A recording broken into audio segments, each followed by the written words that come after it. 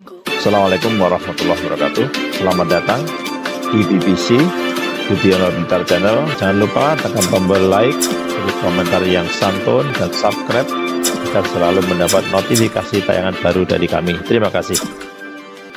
Kita meneruskan kajian yang paling penting dalam ulumul Quran, termasuk adalah al-ibratu bi umumil lafzi la bi khususis sabab. Itu terkenal sekali. Jadi Nabi karena seorang manusia, apapun hebatnya Nabi ini seorang manusia, tentu kalau ngandani cara Jawa atau menghitobi pasti ngendikan sama yang di depannya. Tapi bukan berarti hukum ini khusus pada yang di depannya, tapi menjadi umum. Kenapa menjadi umum? Ya karena kebaikan itu boleh dilakukan oleh siapa saja. Misalnya Rasulullah ngendikan sama Mu'ad, ya Mu'ad inni uhibbuka fala tada'anna dubura kulli sholatin wa fi riwayatin faqul fi duburi kulli sholatin Allahumma a'inni ala zikrika wa syukrika wa husni ibadati. Itu jelas kalimatnya Nabi, ya Mu'ad, saya mencintai kamu, maka jangan pernah engkau tinggalkan setelah sholat kamu membaca Allahumma a'inni ala zikrika wa syukrika wa husni ibadati.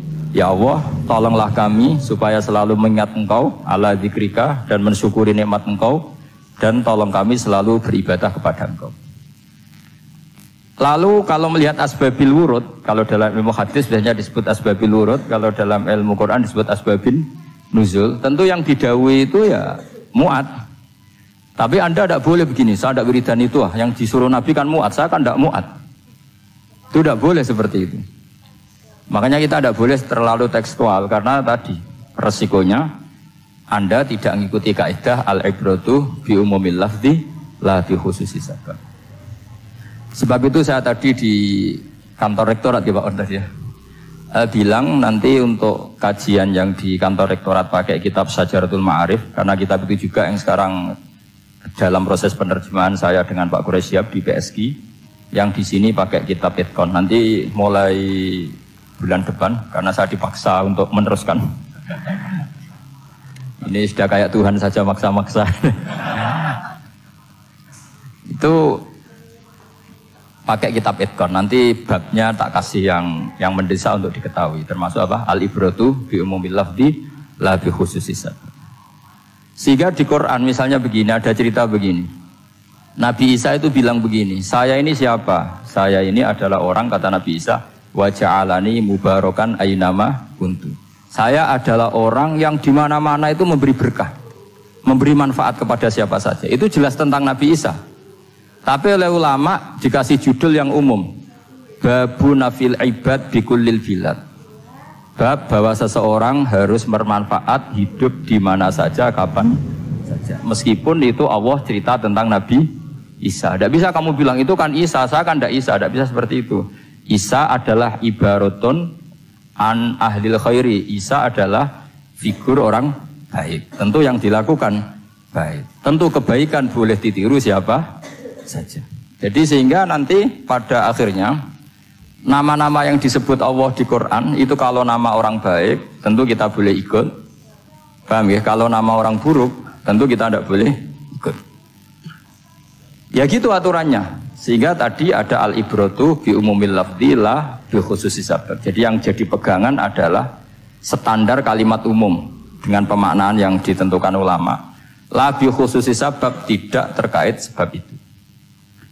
Misalnya yang paling masyhur tentu dalam hadis, Madinah itu kira-kira kan utaranya Mekah ya Pak? Kira-kira ya, utaranya Mekah apa selatannya? Utaranya kayak, utaranya. Dulu penduduk Madinah itu kalau bikin kloset itu, pokoknya kalau qada'ul hajat itu menghadap ke utara atau selatan. Terus kata Rasulullah, kalau kamu sedang qada'il hajat, sedang buang kotoran tuh jangan menghadap Ka'bah, juga jangan membelakangi Ka'bah. Itu Nabi redaksinya unik. Walakin syarriku au gharibu. Tetapi kamu menghadap barat atau menghadap timur. Itu semua riwayat walakin syarriku au gharibu, tapi kamu menghadap barat atau timur. Nah, artinya apa? Kata syarriku au gharibu adalah binisbat di ahli Madinah, karena orang Madinah posisinya di utara Mekah. Sehingga kalau menghadap utara atau selatan berarti menghadap Ka'bah atau membelakangi Ka'bah, dan itu tidak boleh dalam proses qada'il hajat, masbak kotoran. Terus Nabi memerintahkan menghadaplah ke barat atau ke timur. Nah, al-ibratu bi'umil lafzi la bi khususi sabab juga direvisi oleh ulama begini, kecuali sebab itu ada ilat. Maka kalau demikian yang dimenangkan ilatnya bukan teknya. Saya ulang lagi, yang dimenangkan ilatnya bukan teknya. Kayak tadi di hadis itu kan Nabi ngintikan apa? Tetapi menghadaplah barat atau menghadap ke timur. Tentu orang Indonesia malah kalau itu kebalikannya. Orang Indonesia kalau ke barat atau ke timur kan malah menghadap Ka'bah atau membelakangi Ka'bah. Di sini pentingnya ijtihad. Dan ijtihad ini lazim, bukan harus Imam Syafi'i atau Imam Malik. Semua orang normal pasti tahu proporsi kalimat tadi. Karena ada aturan al-hukmu yaduru ma'ilatihi wujudan wajan. Itu seterusnya. Ini penting saya utarakan. Sehingga ketika Rasulullah sedekah dengan dinar dikasihkan fakir miskin atau dirham dikasihkan fakir miskin, pikirannya ulama adalah sedekah dengan mata uang yang berlaku saat itu.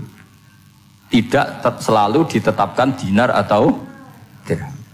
Begitu juga ketika Rasulullah dulu zakat fitrah pakai susu kering atau pakai kurma atau pakai gandum. Ulama semua bilang yang penting kuti ahlil balad, yang penting makanan pokok di negara itu. Dalam konteks Indonesia tentu apa? Beras.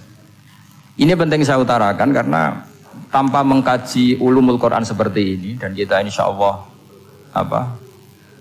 bulan depan saya langsung bawa kitab Itqan. Di situ ada beberapa contoh. Harus seperti itu. Karena kalau tidak terikat sebab, itu nanti takutnya ayat umum menjadi liar. Misalnya begini, pernah ada aliran sesat dulu. Kebetulan di Jogja itu saya lihat di TV. Entah salah kiainya, entah salah dosennya, entah salah siapa. Atau salah orangnya agak stres, tidak tahu saya.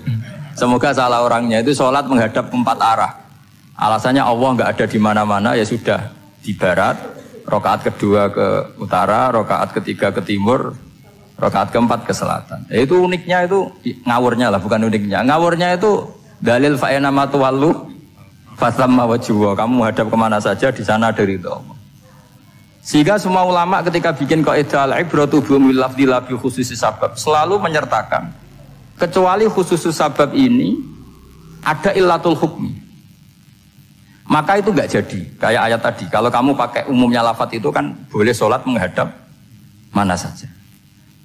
Nah makanya Imam Syafi'i ketika ditanya, lalu ayat ini proporsinya gimana? Kata beliau, fis safar. Orang yang sedang di pesawat mau sholat tentu masuknya fasamma wajhuwa. Jadi dalam kondisi bepergian yang kita ingin sholat maka pakainya ayat seperti itu. Tapi kalau kondisi nomor fawal liwajhaka syatrul masjidil haram.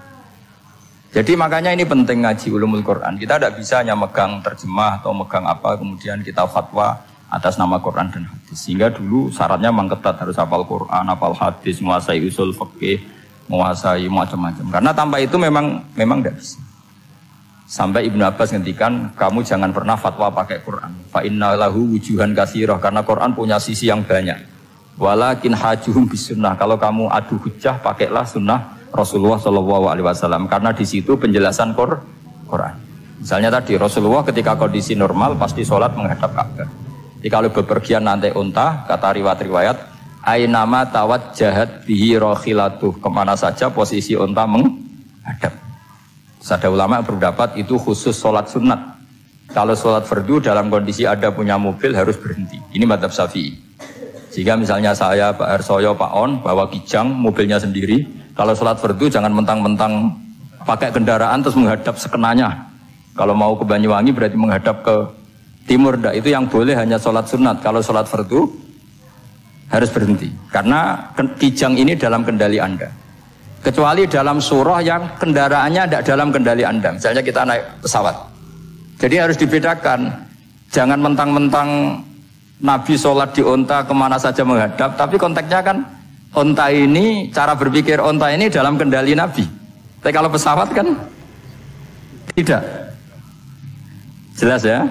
Jadi makanya ini pentingnya proporsional. Jadi kalau kita naik kijang misalnya mau ke Banyuwangi, kalau waktu duhur ingin sholat ya harus berhenti. Karena yang aina matawajjahat bihi rakhilatuh, kemana saja kendaraan membawa kita itu dalam konteks sholat apa? Sunnah.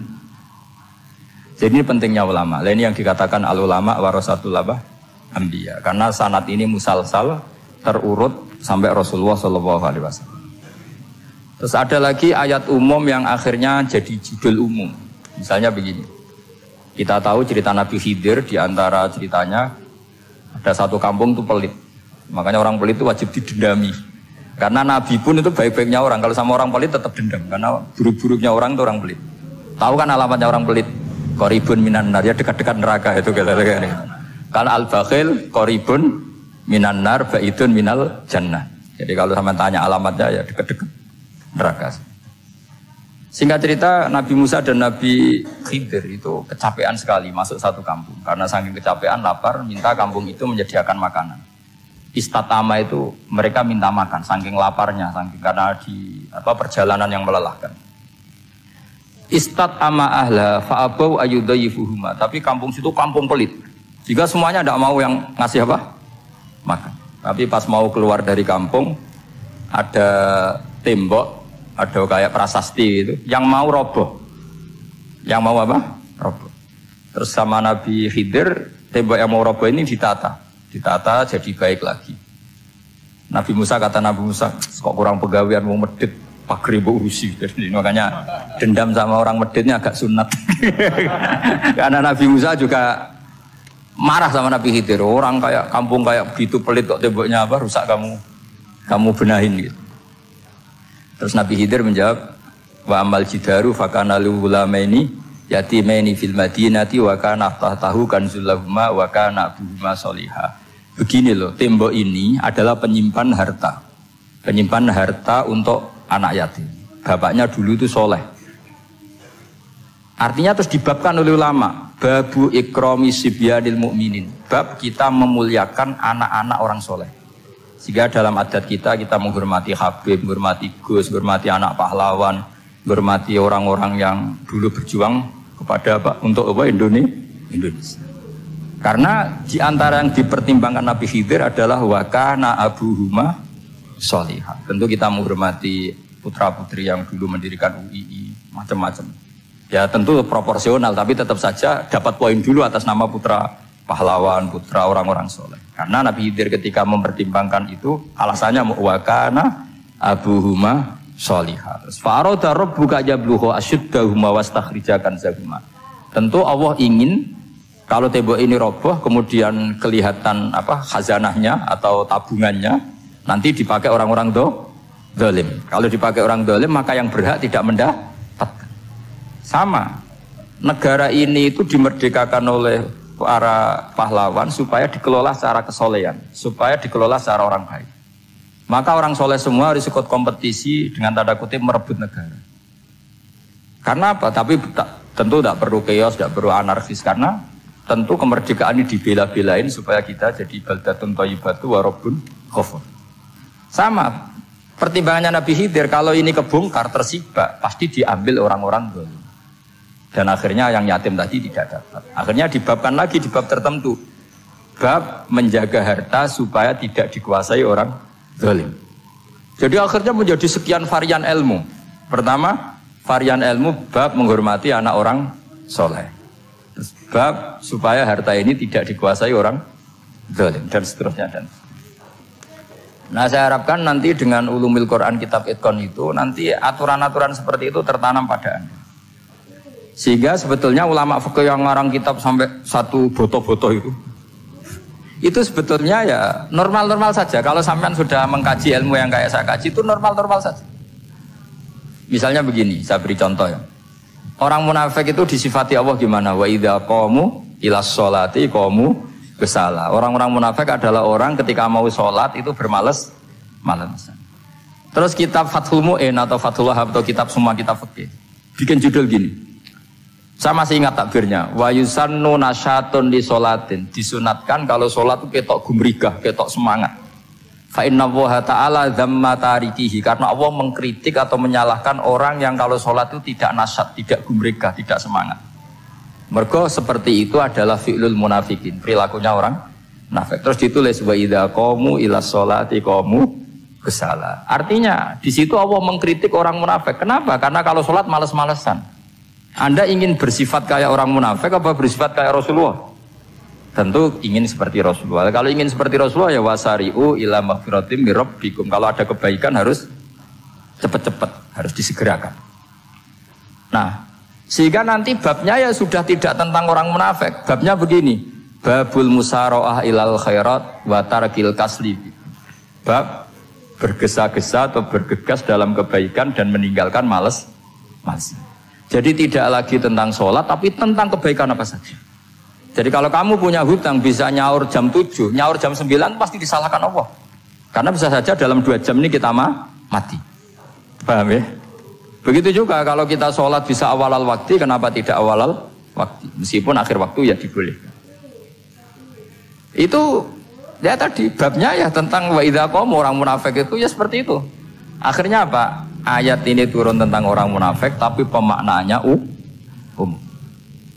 Ini disaksikan apa? Orang-orang tua kita ini ada Pak Ersoya, ada Pak On. Pemahaman ini harus dikawal dan ini tradisi ulama. Saya pastikan di pondok-pondok atau di Al-Azhar di mana saja, itqan itu dipakai disertasi doktor. Jadi kalau betul nanti kita mengkaji itu sudah doktor semua, doktor tafsir semua. Dadaan maksudnya.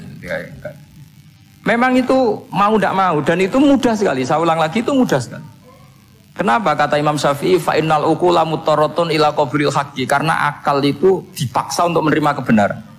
Ciri utama kebenaran kata Rasulullah matma'an nabi qabr. Jadi menerima itu pasti clear. Makanya disebut kebenaran itu ma'ruf, mudah dikenali. Sesuatu yang salah bahasa Arabnya itu mungkar, angkarohul aklu. Akal itu tidak nyaman. Makanya disebut apa? Munkar, sesuatu yang diingkari. Akal itu asing. Ya asing tuh misalnya, sepeda motor ini milik siapa? Milik Zaid. Ya sudah lah saya pakai, tidak usah pamit. Akal pasti, ini kok aneh, kok nggak milik orang kok nggak pamit. Akal pasti nggak terima. Makanya agama itu hanya menerima al-ma'ruf yang mudah dikenali dan menolak al-mungkar, sesuatu yang akal itu nggak terima.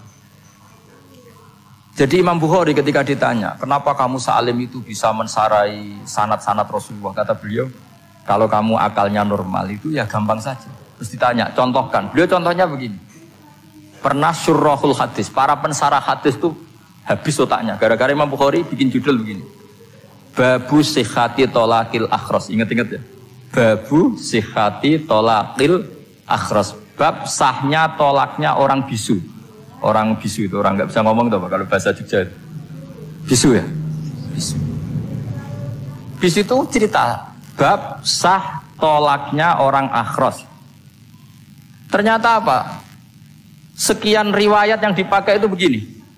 Ana wa kafilul yatim kahataini fil jannah. Nabi pernah ngendikan saya dan yang merawat anak yatim kahataini fil jannah. Wa asyara bi musabbihatihi wal wusta. Pokoknya Nabi ngendikan begini. Paham ya? Maksudnya apa? Betapa yang rawat anak yatim itu sangat dekat dengan apa? Dekat dengan Nabi di apa? Surga. Terus hadisnya berikutnya asyahru hakada pakai tangan 10, ahakada wa hakada wa hakada berarti 30. Asyahru hakada wa hakada wa hakada berarti berapa? 29. Terus berikutnya hadis Aisyah sholat lama, terus ditanya orang di tengah-tengah sholat, Aisyah kenapa sholat lama? Fa'asyarat nahwas sama. Kemudian Aisyah memberi isyarah nahwas sama. Ternyata saat itu gerhana apa? Mata. Itu surahul hadis bingung semua. Ini cerita tolaknya orang bisusah kok ngelantur kemana-mana. Ternyata maksudnya Bukhari begini, maksudnya Imam Bukhari. Penjelasan yang namanya tolak itu kan sihot. Ya sihot, tahu sihot akad lah kalau dalam bahasa Jogja mungkin. Kalau kamu nikah kan angkah tuka wazawazwa terus bilang apa qabil tu nikahha wa taswiyah. Terus kalau kamu menceraikan istri kamu bilang kamu saya ceraikan. Yang dikatakan sihot itu adalah ekspresi atau implementasi dari sesuatu. Misalnya kamu ingin tolak, bilang saja tolak. Kalau kamu ingin muji orang, bilang saja begini. Pasti itu maknanya muji. Kalau ingin menyemooh, bilang begini. Nah, artinya gini, kalimat itu bisa diganti isyarah. Saya ulang lagi, kalimat itu bisa diganti. Buktinya Nabi mengisyaratkan saya dekat, bilang begini. Paham ya? Aisyah bilang gerhana, hanya bilang begini. Nah, kalau begitu orang yang bisu ya punya cara menceraikannya. Dia cukup melakukan isyarat Yang isyarat itu pasti difahami sebagai cerai. Artinya kalau orang memahami Quran hadis seperti itu, hal-hal yang mungkin nggak terlintas dalam pikiran Anda, ternyata itu jadi dalil. Artinya apa? Rasulullah yang bisa ngendikan saja kadang menjelaskan sesuatu pakai isyarah. Nah, dengan demikian terus jadi rumus al-isyarah al-mufhimah bimanzilatin nutqi. Isyarah yang memahamkan sama dengan ucapan. Sehingga ini pengganti ijab qabul. Nah, itu cara-cara memahami istihad, memahami Quran dan hadis. Caranya gimana? Kita harus belajar ulumul Quran. Ya, perangkat yang dipakai seluruh dunia termasuk kitab Itqan itu. Dan kitab Sajaratul Ma'arif itu yang saya kaji dan dikaji seluruh ulama di dunia. Karena saya tidak biasa ngaji tanpa kitab yang perlu kita kaji. Saya sendiri itu bisa seperti ini ya barokahnya kitab-kitab itu. Jadi gak terlintas tapi ya tadi. Rasulullah yang bisa ngendikan saja, sering iktifa, sering alap cukup dengan apa? Isyarah. Oh kalau gitu berarti al-isyarah bimanzilatin nutqi. Isyarah itu sama dengan ijab dan qabul. Apalagi ini orang akhros, orang bisu yang nggak bisa ngomong. Lalu kalau tolak kayak apa, kalau nikah kayak apa? Ya, tapi Imam Bukhari itu uniknya tadi bikin judul Babu Sihati Tolakil Akhros, kemudian cerita anak wa kafilul yatim. Nah, itu kalau orang kan nggak sambung, ini sambungnya di mana? Kok malah cerita anak yatim? Ternyata kata kuncinya kahata ini seperti ini dan orang paham sangat sangat. Makanya hati-hati dengan isyarah karena kalau itu betul mengganti lafaz, berarti Anda kalau nyun sewu melafadzkan tolak terganti isyarah, ya agak masalah.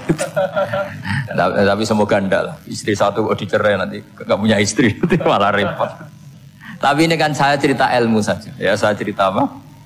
Cerita. Jadi kalau ada orang bilang semua yang ada di dunia itu ada di Quran. Itu caranya seperti ini. Jangan kayak orang-orang yang terlalu tekstual. Karena kalau seperti ini pasti semua ada di dunia itu ada di Quran. Karena cara pemahamannya seperti ini. Saya sering ditanya kenapa bumi ada likuifaksi macam-macam. Memang dari Quran bayangannya Quran seperti itu. Amin tuman fis sama ayyakhsifa bikumul ardo fa idahiyya tamur. Memang dari awal Allah bikin bumi ini potensinya malah likuifaksi. Potensinya itu melumer. Tamur itu memang maknanya melumer. Dan ketika Allah nyifati bumi wal ardi dzatis sod, sod itu maknanya pecah. Dan Allah tidak sekedar mengatakan pecah, dzatis sod, sifat dasar bumi itu mudah pecah. Jadi kalau dzati itu sifat dasar. Jadi meskipun Quran tidak meneliti spesifik kayak para ahli gempa, tapi dari awal Allah ngendikan bumi itu dzatis sod wal ardi dzatis sod. Bumi adalah berkarakter pecah. Kenapa berkarakter pecah? Karena dari awal bumi ini lempengan-lempengan. Di Qurannya dijelaskan gitu. Wa fil ardi qita'um mutajawirat. Bumi ya kelihatannya banyak, kelihatan satu, sebetulnya dari qit'ah, dari potongan. Lah qit'ah itu jamaknya qita'. Terus disebut mutajawirat, saling berdampingan. Kalau dalam bahasa Arab berdampingan itu berarti sel-selnya beda. Kalau bahasa Arab bilang sesuatu yang bercampur namanya mukhalatoh, jadi satu. Kalau yang beda jenis namanya mujawarah. Nah, Al-Quran itu bilang wafil ardi qita'um mutajawirat. Bumi ini karakternya per potongan-potongannya karakternya beda-beda. Sehingga memang potensinya bumi ini hancur. Apalagi dari awal memang dipersiapkan mau dihancurin.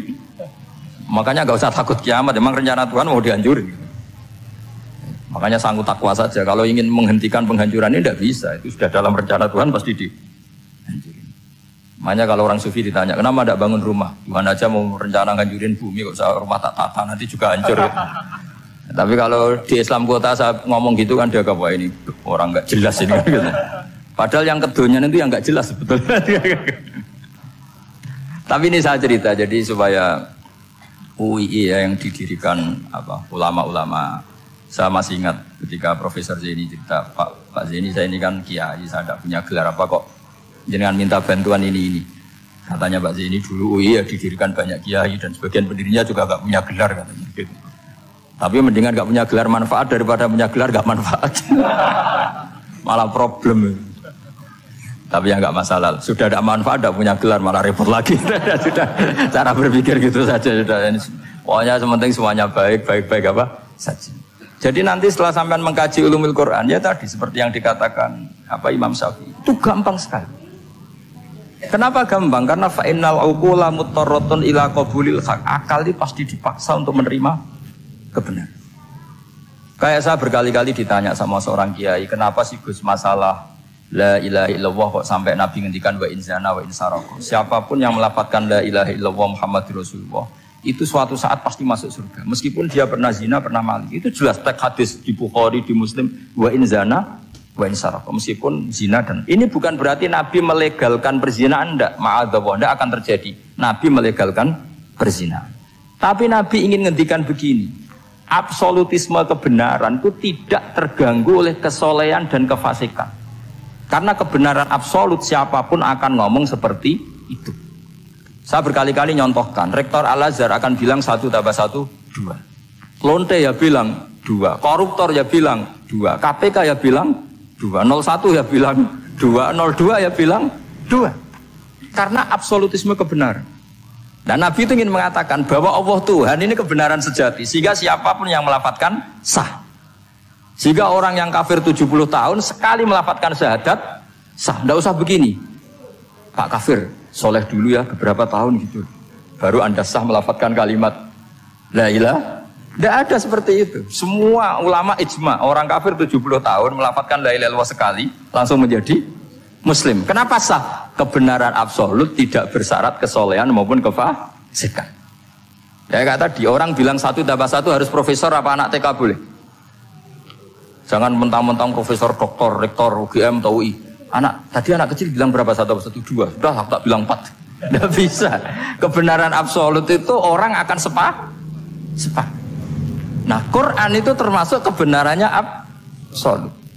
Maka harusnya siapapun bisa memahami Quran. Termasuk orang yang sebelum Islam. Sekarang saya tanya ke sampean, ketika Umar masuk Islam karena dengar Quran, itu dulu dengarnya apa dulu Islamnya? Dulu dengarnya, dan dia paham.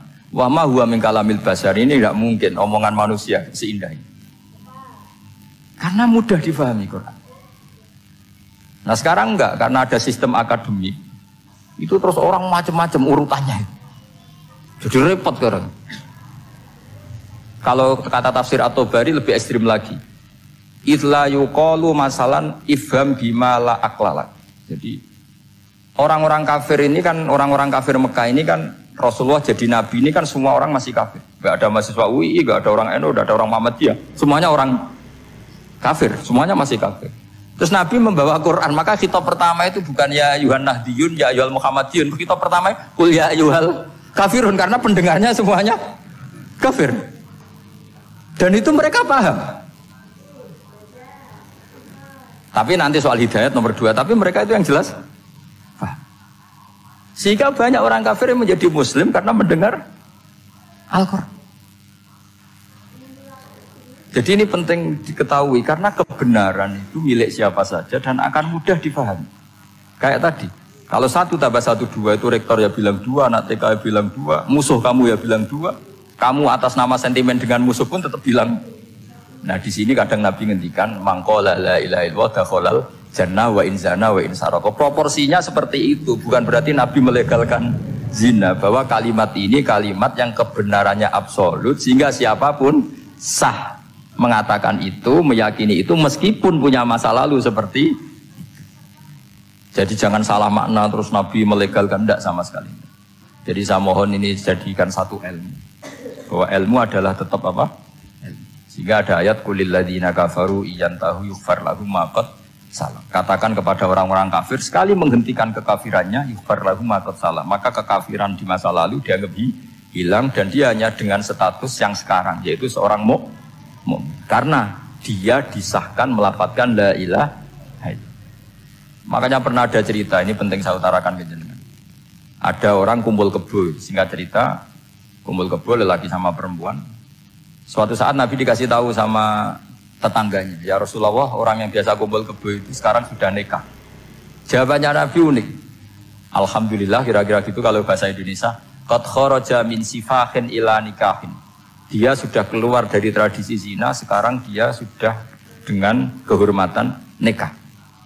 Maksudnya gini, kalau malam Senin dia belum nikah, kumpulnya kan masih kumpul kebo. bertahun-tahun gitu. Paginya dia nikah, malamnya sudah kumpul sunnah karena sudah nikah. Jadi tak sama seperti tadi.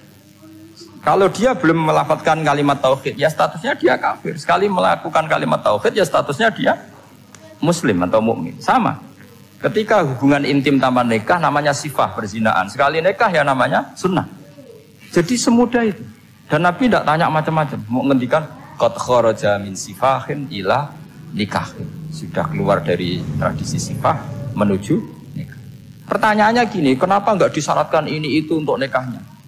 Misalnya macam-macam. Ya sebetulnya syarat itu pasti ada, cuma begini loh. Orang yang ingin menghentikan keburukannya harus kamu katakan sah sekarang juga. Karena kita mengesahkan penghentian keburukan. Jangan lalu orang yang mau tobat malah dipersulit. Jadi misalnya la ilaha illallah, kamu belajar makhraj dulu, bilangnya la benar. Belajar bahasa Arab dulu. Ya kacau.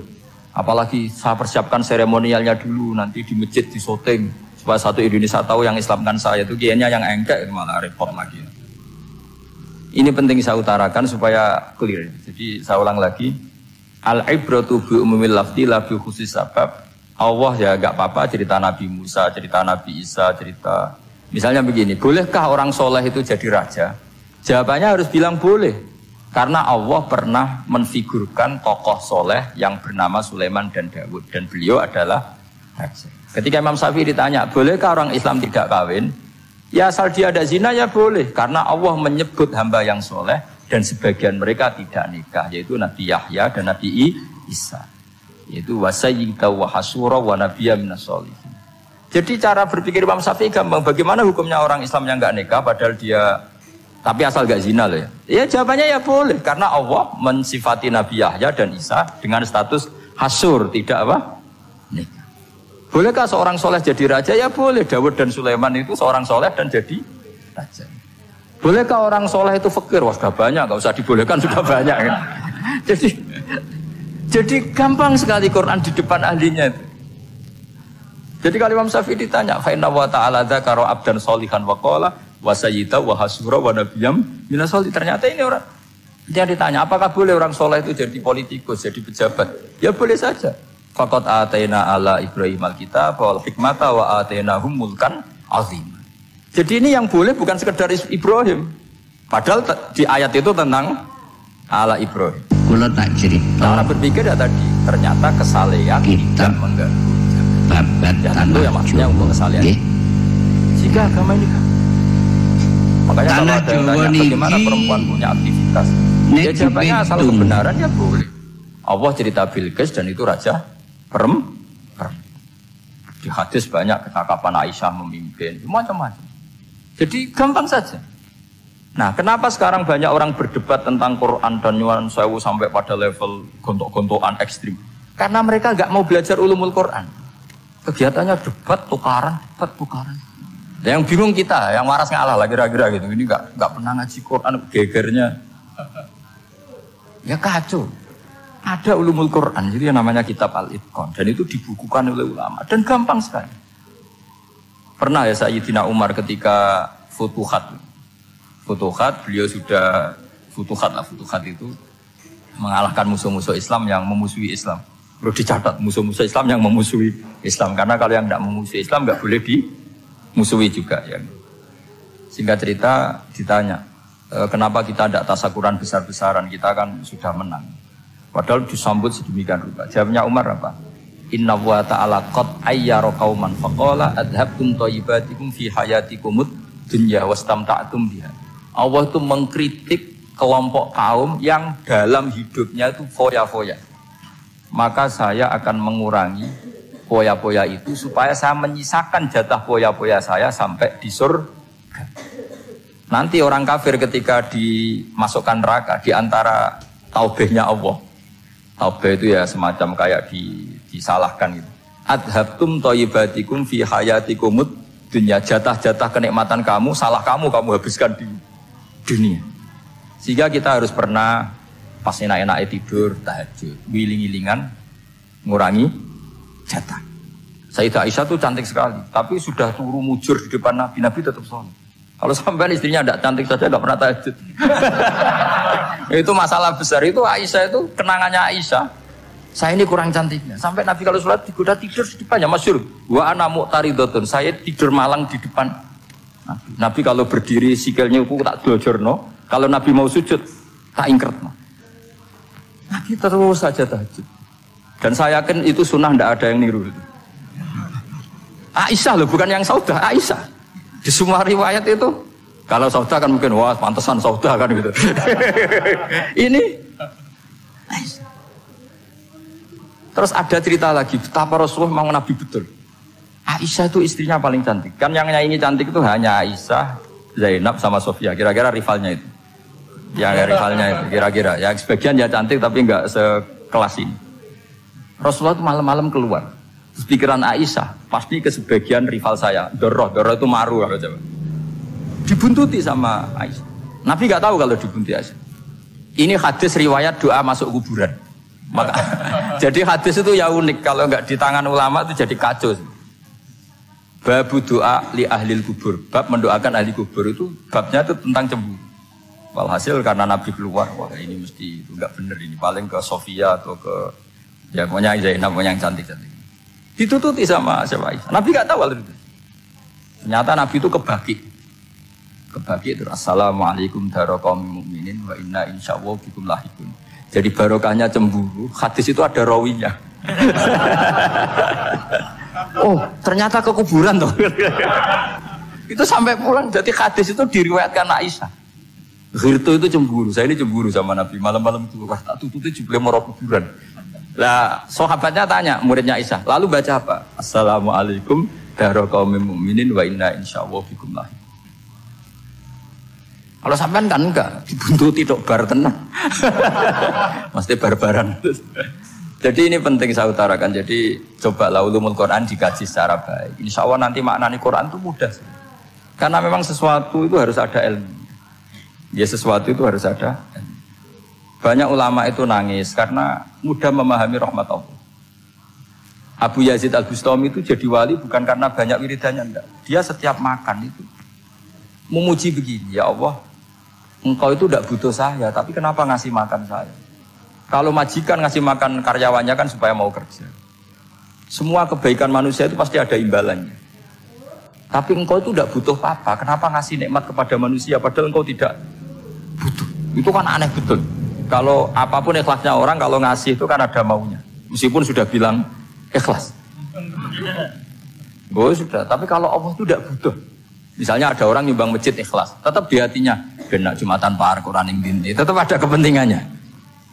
Tapi kalau Allah, sehingga cara mensifati Allah itu luar biasa. Makanya orang jadi wali itu diantara kata Rasulullah, Inna Allaha la yardu 'anil 'abdi idza akalal akla fa yahmaduhu 'alaiha aw yashruba syarba fa yahmaduhu 'alaiha. Allah itu sangat ridho. Orang jadi wali itu kan diridani Allah. Allah itu sangat ridho kalau seseorang makan, kemudian dia muji Allah. Coba apa hebatnya Donald Trump kalau nggak makan ya lemes mati. Apa hebatnya presiden seluruh dunia kalau nggak makan ya lemes mati.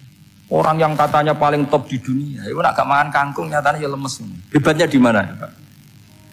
Yang kita puji-puji hebat, ternyata kalau nggak makan itu lemes. Pak Rektor nggak makan lemes, apalagi Pak Onwel nggak makan lemes. Hebatnya apa coba? Nah, terus kelihatan wa khuliqal insanu dhaifa. Makanya ketika Allah mengingatkan orang yang menyembah Isa, Allah hanya menghentikan gini, kana yakulani to'am. Isa dan ibunya itu makan. Maksudnya kalau enggak makan itu ya lemes.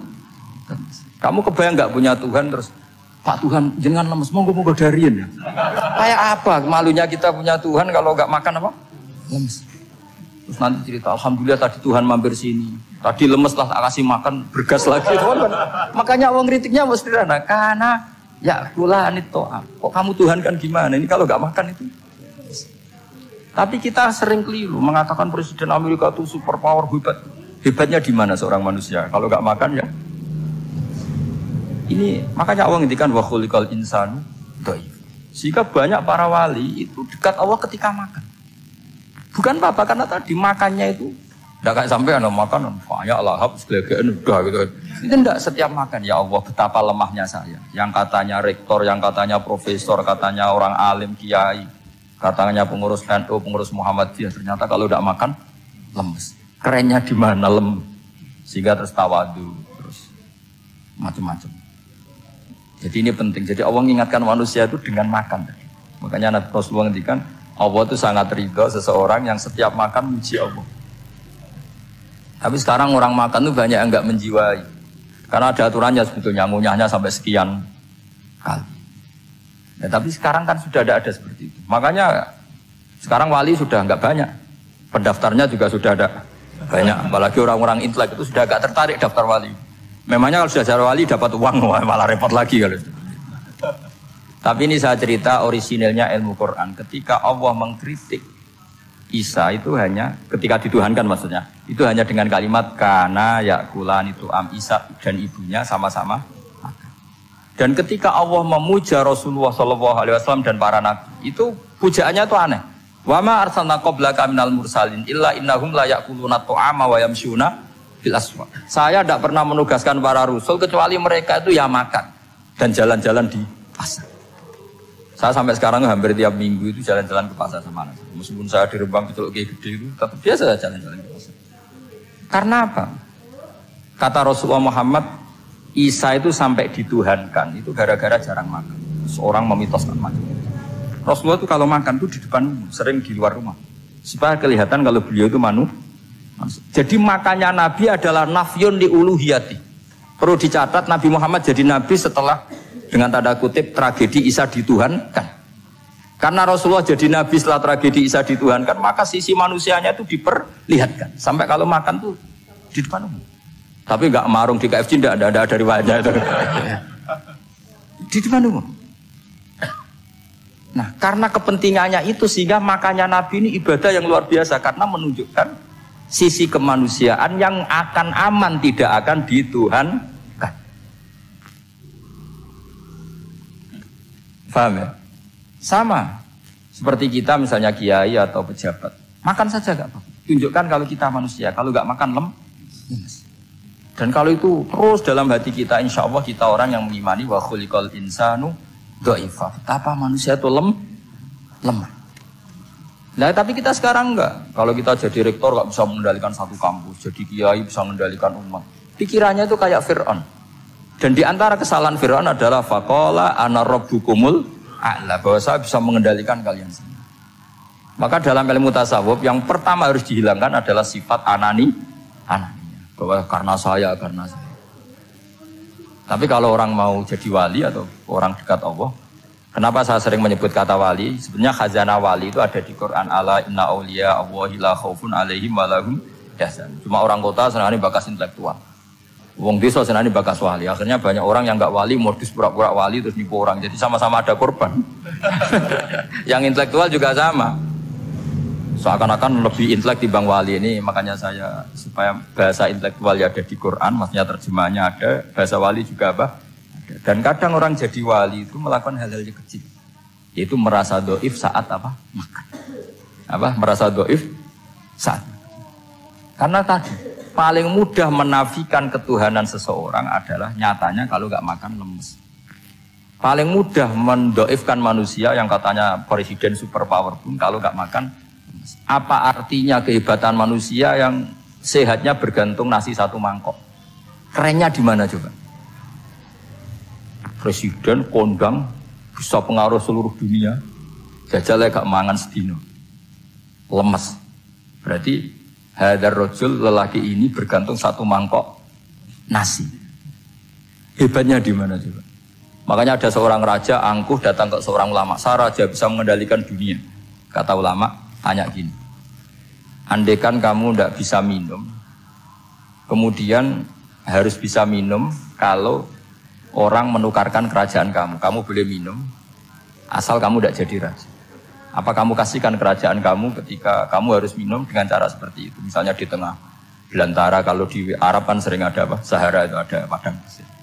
Terus kata raja itu, ya saya milih minum, kalau saya tidak minum mati, mendingan tidak punya kerajaan. La tafrah bimulkin la yusawi kak sama. Kamu jangan bangga dengan kerajaan yang nilainya tidak ada dengan segelas. Baru dia sadar ternyata Jadi kamu jangan bangga dengan satu kerajaan yang bahkan akan kamu tukarkan dengan segelas. Artinya pertanyaannya gini, kerajaan yang kamu bisa mimpin ini ditopang air apa ditopang keangkuhan Anda? Sebenarnya ditopang air. Karena sekali Anda tidak minum, tidak bisa jadi raja, terus lemes, diobat. No. Sama presiden juga gitu. Kalau nggak makan, nggak minum, terus sakit, stroke, nggak bisa jadi presiden. Artinya ternyata betapa manusia ini bergantung dengan sesuatu yang remeh, yaitu makan, minum, makan, minum. Nah di sini ini, kenapa Quran menyebut para nabi itu apa?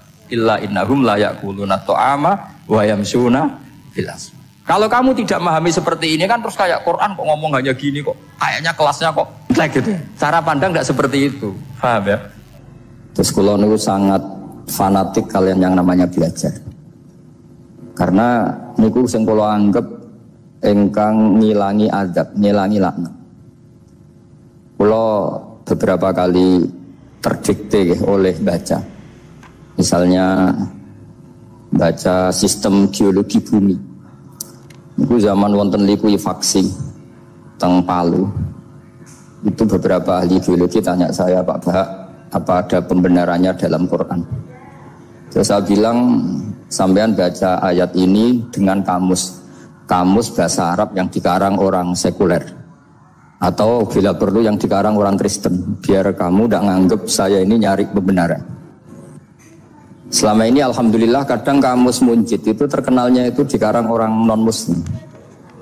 Tapi kadang itu ada hikmahnya. Hikmahnya adalah, tapi saya bukan berarti menganjurkan belajar Munjid. Nah, ini ada hikmahnya adalah madatul kalimah itu dimaknai secara benar menurut objektivitas ilmu. Singkat cerita tak suruh nyari makna maro yamuru mauron. Jadi Allah ngendikan teng surat Tabarok, apa kamu merasa aman? Merasa aman setiap saat manfis sama ayyakhsifa bikumul ardo fa idza hiya tamur. Allah zat yang menguasai langit setiap saat bisa saja melumerkan bumi ini. Jadi melumerkan itu ya bahasa Arabnya tamur itu. Jadi Allah sudah mengingatkan bahwa potensi bumi ini memang likuifaksi karena di bawah ada magma, ada air, ada macam-macam. Kemudian potensi bumi ini juga dihantam oleh benda-benda langit. Sehingga Allah ngendikan innallaha yumsikus samawati wal ardo an tazula wala in zalata in amsakahuma min ahadin min ba'di. Jadi setiap saat mungkin meteor itu menghantam bumi, setiap saat mungkin Mars yang menghantam bumi. Sehingga kalau kita belajarnya itu geologi atau sistem galaksi, itu ketakutan kita ya pada likuifaksi, pada meteor yang jatuh, pada apa. Tapi kalau misalnya kita baca yang su'ul khotimah, ketakutan kita ya akan su'ul khotimah. Tapi terus kalau lihat berita TV corona, ya takutnya akan corona. Tapi setelah distatistikkan, misalnya belajar orang yang mati karena ngelindur, itu ya terus takut tidur, karena yang mati karena ngelindur itu juga banyak. Artinya apa? Membaca itu membentuk, dan itu artinya belajar. Saya termasuk orang yang meskipun masih muda itu gak pati-pati mati. Ini yang bedakan saya dengan Gus Nadir PD saya kalau masalah ngadepi mati. Karena bukan berarti saya mesti soleh, mesti husnul khotimah, ya enggak. Ada istilah mati yang menyenangkan dalam diri manusia, yaitu Nabi ngendikan Allahumma ahyini maka natil hayatu khairan li wa tawaffani maka natil wafatu khairan li. Sebagian doa Allahumma maj'alil hayata ziyadatan li fi kulli khairin wal mauta rohatan li min kulli syarrin. Jadi mati itu akhir dari maksiat saya, atau akhir dari potensi maksiat saya. Sehingga kata Sohibul Hikam, kamu harus percaya diri bisa selamanya tidak maksiat lagi. Orang kan tanya, masa manusia tidak bisa maksiat lagi? Ya bisa saja kamu pas toat terus mati, berarti sudah tidak bisa maksiat. Jadi ulama itu melihat mati itu akhir dari segala maksiat atau potensi maksiat. Di sini hebatnya lagi-lagi GNU itu. Bohong fasik bentuk kayak apa, kalau mati saya dia tombone menang kabeh, saya dia menang kabeh. Sesuai kayak ini saya nih pun buatan sakit maling, buatan sakit korupsi. Oh gede saya ini. Itu satu ilmu yang luar biasa. Meskipun ya tentu agak ngawur. Tapi itu bagus. Secara ilmu bagus karena al-maut adalah rohatun min kulli syarr. Lagi-lagi yang menyelamatkan itu illa aliman au muta'alliman. Proses belajar mengajar. Saya baca banyak tentang halal haram dalam kitab Imam Ghazali itu, tak ulang berkali-kali. Saya itu dulu ya gak paham, karena kitab paling susah di bab Imam Ghazali itu menurut saya kitabul halal wal haram. Termasuk bagaimana cara ngelola amwalus salatin yang terkenal korup, sementara menyumbang kamu sebagai jaizah, sebagai hadiah untuk para kiai atau untuk para guru. Itu perdebatannya ulama itu macam-macam. Ada yang bilang haram karena itu potensi haram, atau memang benar-benar haram. Ada yang bilang boleh karena kalau yang pakai kamu untuk kebaikan, kali dipakai mereka ruwet. Kebetulan yang partai ini lebih besar Mas Nadif. Ya alhamdulillah. Terus dikiaskan sama ghanimah. Lagi-lagi karena baca, saya itu pernah ditanya seorang dosen di Jogja, Gus saya ini muslim mulai kecil dan saya peneliti, saya pernah sekolah di mana-mana. Yang ganjil dari saya tentang Islam itu satu, yaitu ghanimah. Kok kayak Islam tuh rampok gitu ya, perang sudah orang kafir tuh kalah, hartanya diambil gini-gini. Ya ghanimah. Terus saya memberi analogi, kalau ada garong ke kamu, bawa senpi, bawa pedang, terus kamu mengalahkan garong itu, alat-alat itu kamu kembalikan apa kamu sita? Ya saya sita, nanti dipakai garong lagi. Ya kira-kira seperti itu. Kalau dikembalikan ke orang kafir berarti menjadi kekuatan kekafiran lagi, dan itu harbi. Dia baru nerima, lagi-lagi ini barokahnya baca. Makanya saya diminta sama sini, ya saya tentu faktor hormat. Karena bapak saya memang dulu ngaji sama Badullah. Mbah saya itu terkenal wali, yang bapaknya bapak. Itu kalau kesini nyifati Badullah pun satu. Nur disitu mondok gini itu enggak apa-apa. Pondoknya elek lah, kiaimu wali. Zaman itu bapak itu di kamar kursi yang masih ada kakinya. Saya dulu sering dijak ke sini sama bapak. Jadi mbah saya itu terkenal wali dulu. Jadi bahasa itu tirakat terus sampai kapundhut itu poso terus. Kebetulan cucunya agak niru. Saya tidak niru itu karena itu Gus Zaki. Memang disuruh tidak niru. Kata mbak saya kira usah tirakat, terus tak tirakat ya. Itu jadi saya, Mbah Mun juga gitu. Kowe haram tirakat, terus tak tirakat ya. Saya senang sekali. Tapi tua-tua kok mikir butuh. Nah, terus tirakat itu butuh sopo. Jadi mulai jadi kiai betul Mas Nadif, saya ini sudah mulai mikir butuh. Karena saya ini termasuk orang yang kecelok alim yang nggak banyak orang menghormati karena sudah diramal sama mbah-mbah. Di dulu mbah saya Mbah Nur Sam itu, kakak saya itu SMP SMA, kakak saya yang kedua juga SMP SMA. Mbah saya itu Mbah Nur Sam itu yang nganterkan bapak ketika mondok sini, yang ikrar karo Badullah wali Mbah Nur Sam, ahli tirakat, ahli puasa. Itu bilang, Nur anak sing iki aja pondok, aja sekolah no. Sumben sing ngalim ku anak sing iki. Ketika saya habis tamat SD sama mbah saya Tuban, mbah saya Naruan juga disabdo begitu. Singkat cerita saya mondok sarang. Mondok sarang pertama langsung dikenal Mbah Mun, wong anak kiai jadi langsung dikenal. Sedidoni macam-macam terus jadi wong alim juga ada yang ngelem. Biasa aja untuk dongane sepuh-sepuh. Ya sebenarnya saya agak kecewa ya, saya inginnya kan dianggap prestasi gitu, ternyata dianggap doanya orang-orang sepuh. Ya makanya kula niki mriki ya rodok ya syukurlah sama Bang Mutamakin sama semuanya karena tadi kenapa saya harus cerita ini. Quran sendiri mengakui bahwa orang soleh itu diantara aturannya adalah dzurriyyatam ba'duha min ba'd. Meskipun Allah bisa bikin orang soleh dari mana saja, tapi yang legitimit itu memang dzurriyyatam ba'duha min ba'd. Dan kata dzurriyyah itu tasmalu auladal inas, kata Ibnu Hajar al-Asqalani, memasukkan turunan yang dari ibu. Meskipun tentu secara wali nikah atau secara disiplin nasab dari ibu itu tidak ngefek. Tapi dari segi fa'innal irqadassas, bahwa sistem tubuh kita itu tetap ada gen dari seorang apa? Ibu. Sehingga banyak ulama tafsir mengatakan dzurriyyah itu tasmalu auladal inas. Dzurriyyah itu memasukkan turunan dari apa? Ibu. Bapak saya itu nasabnya nasab wali. Jadi babahnya itu suka tirakat, suka. Ibu itu nasab kiai. Jadi kalau bapak wiridan itu, kalau istiqomah itu disalahkan sama keluarga ibu. Istiqomah itu salah. Karena ijabu malam yajib, mewajibkan sesuatu yang tidak wajib. Itu masalah secara ilmiah.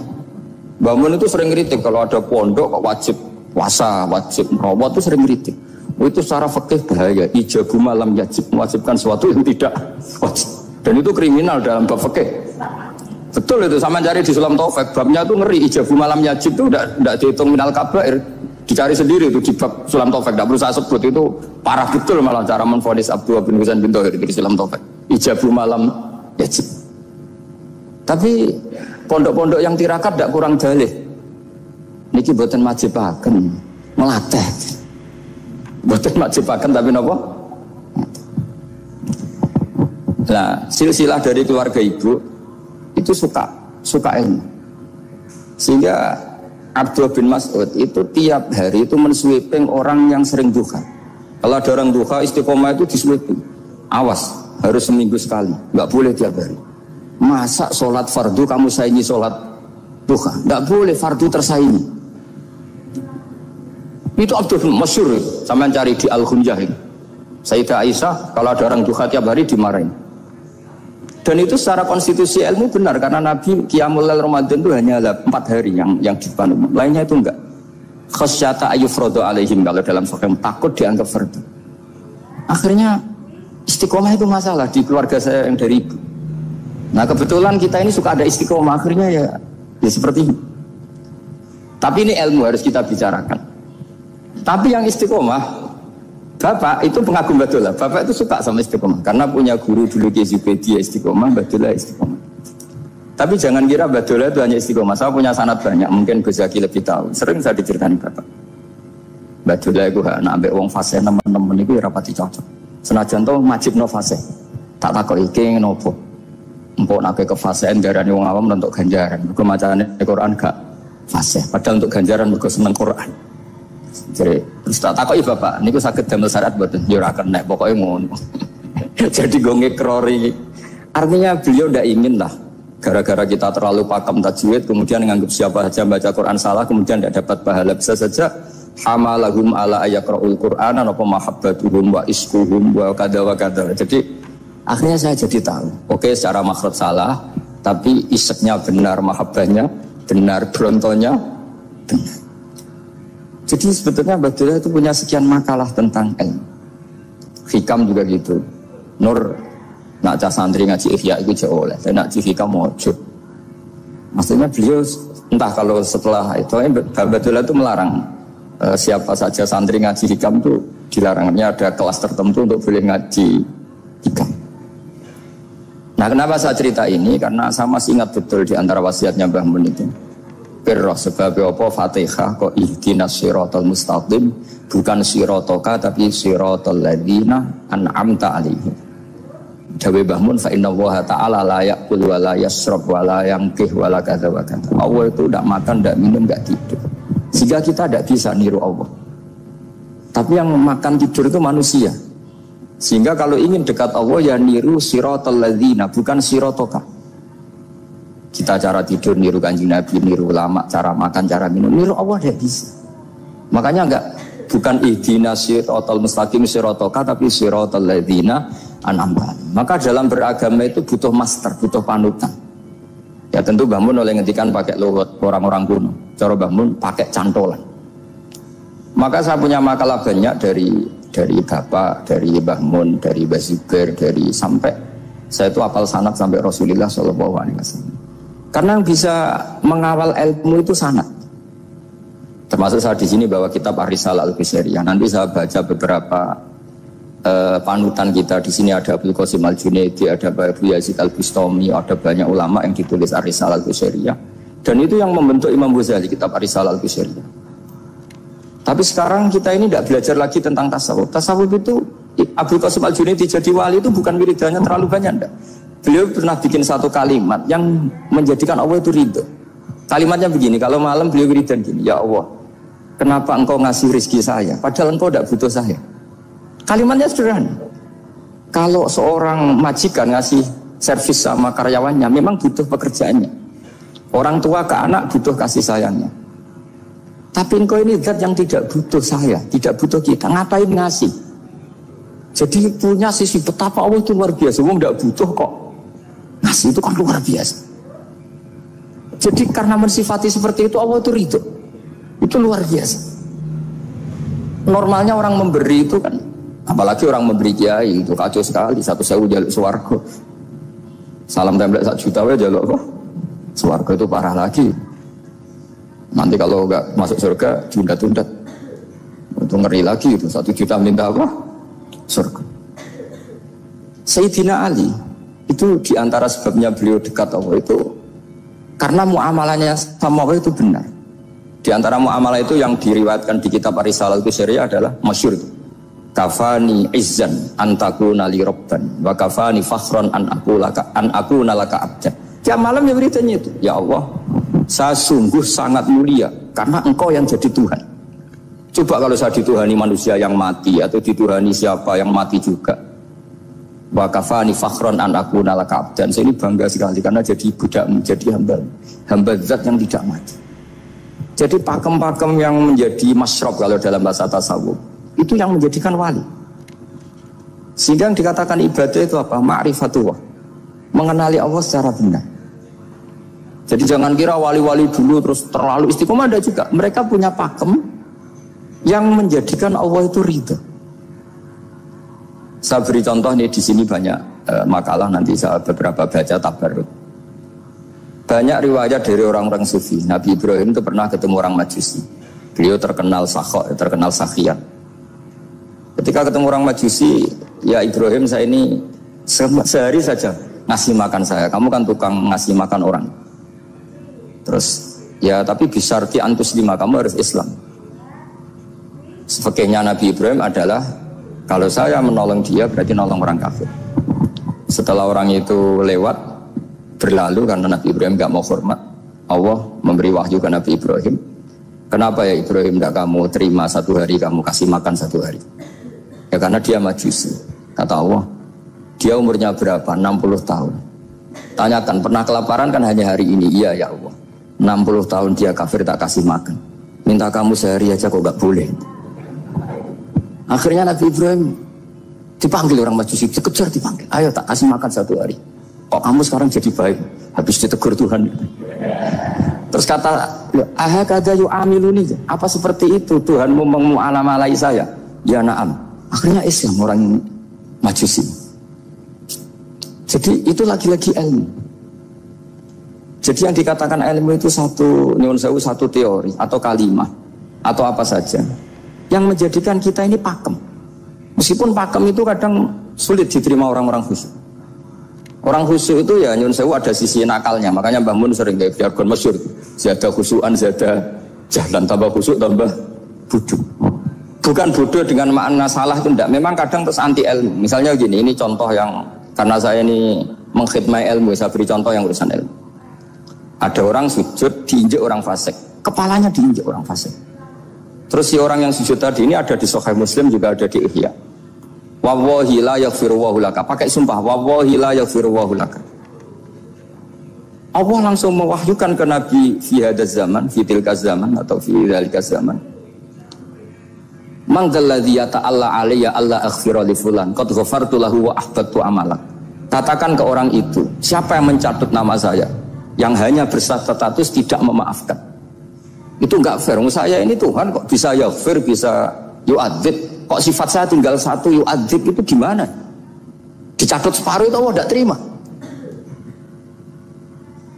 Tapi kalau kita baca Quran, saya ini sama orang fasik ya benci. Saya ini orang soleh, setidaknya pura-pura soleh lah. Karena di depan para kiai ini. Tapi mau tidak mau, ketika Allah mensifati dirinya tentang orang munafik gimana? Wa yu'adzibal munafiqina in sya'a au jatuh. Ini cocok tidak cocok, potensi memberi tobat itu ada. Meskipun sama kalau orang munafik, tapi ya tetap bacanya wa yu'adzibal munafiqina ya in sya'a au jatuh. Rasulullah kayak apa bencinya dengan Wahsy karena qatilu Hamzah. Tapi Nabi tunduk sama konstitusi Quran. Laisa laka minal amri syai'un aw yatuba alaihim aw yu'adzibah. Akhirnya Allah malah memberi tobat sama qatilu Hamzah, yaitu Wahsy. Ini pentingnya baca lagi. Kalau kita tidak baca, hanya khusyuk saja, tidak baca, pasti sama orang yang menginjak orang sujud tadi, yang injak pasti salah, nggak dimaafkan. Bongso pasti. Pertanyaannya adalah, betulkah Allah punya sifat 1, yaitu yu'adzib? Makanya kalau kita baca, misalnya baca Quran, walillahi mulkus samawati wal ardh, ya sudah, yaghfiru liman yasha wa yu'adzibu man yasha. Kalau nuruti rasa kita, ya inginnya ke kita, yaghfir, ke orang lain yu'adzib. Tapi Tuhan kan nggak terima. Saya ini Tuhan kok didikte makhluk saya ini gimana? Nggak bisa. Sehingga ya ini lagi-lagi ilmu. Makanya saya cocok itu suka baca. Saya suka sekali baca, mulai ulama dulu, ulama modern, setengah dulu. mulai ulama yang kedurunyan sampai setengah kedurunyan. Suka. Saya dulu tuh gak suka uang. Karena saya memang tadi mbah saya dari bapak itu wali Mas tadi.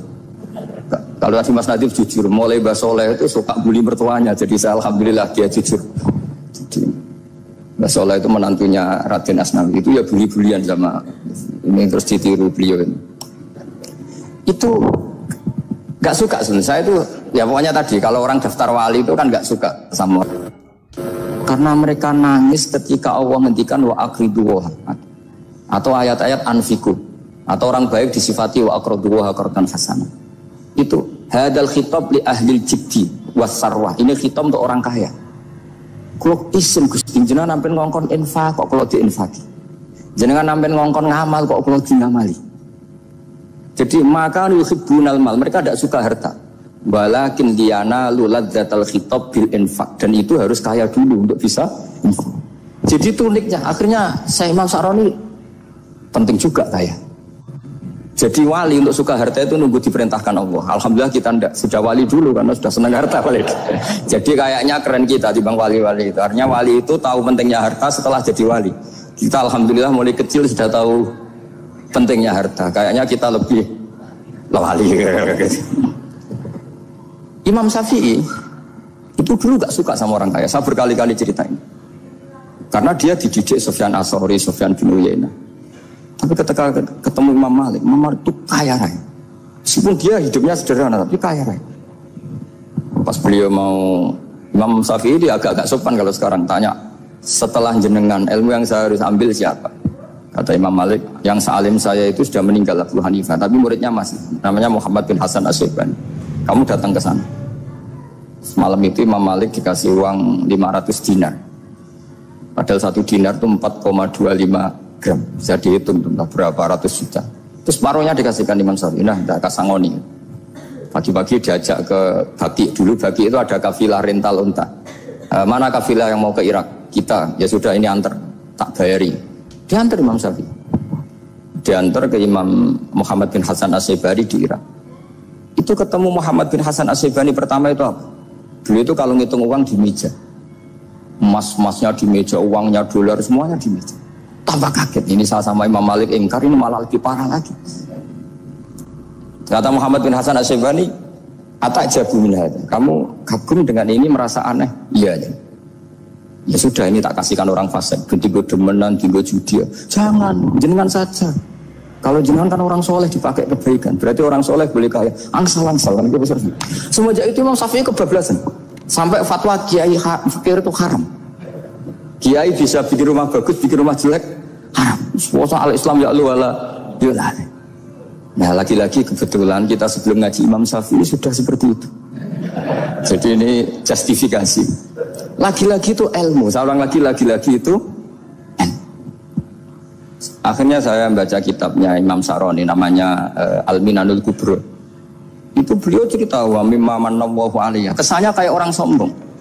Tapi sebetulnya yang sopan itu yang sombong. Karena Imam Sa'roni bilang, kamu harus memaklumatkan diri kalau antum minal ulama il amilin. Kamu termasuk ulama yang amilin. Terus ditanya sama orang-orang, bagaimana kalau nyatanya enggak? Kamu tadi subuh sholat, ya saya sholat. Kamu tadi zuhur sholat, ya saya sholat. Kenapa ketika kamu maksiat ingat terus, ketika kamu taat tidak ingat? Berarti kamu anggap Allah itu menyesatkan kamu toh, tidak pernah ngasih hidayah sama kamu. Pas delok rondo ning dalan kok maksiat, bar salat ora tau syukur, bar zuhur ora tau syukur, bar asar.